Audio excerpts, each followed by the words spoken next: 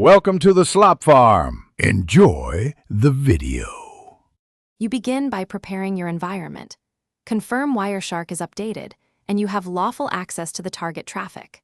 Next, choose the network interface carrying the HTTPS flow, wired, Wi-Fi, or a mirrored/span port, because capturing the right link is essential.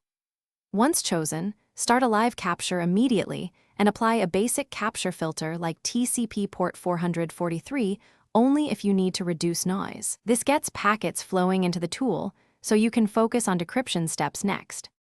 Now you collect the secrets needed to decrypt HTTPS.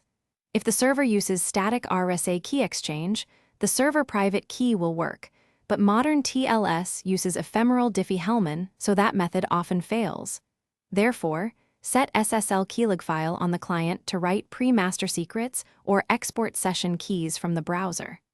Once you have the log file, point Wireshark to it under Preferences, right arrow Protocols, right arrow TLS, and set the pre-master secret log file name. After that, reload or reopen the capture. Wireshark can then map keys to sessions and show decrypted application data. Finally, inspect decrypted traffic and finish the job. Use follow TCP stream or the TLS protocol tree to examine HTTP headers and bodies. For HTTP/2, expand the HTTP2 frames. Save both the PCAP and the keylog securely because they contain sensitive secrets and redact before sharing.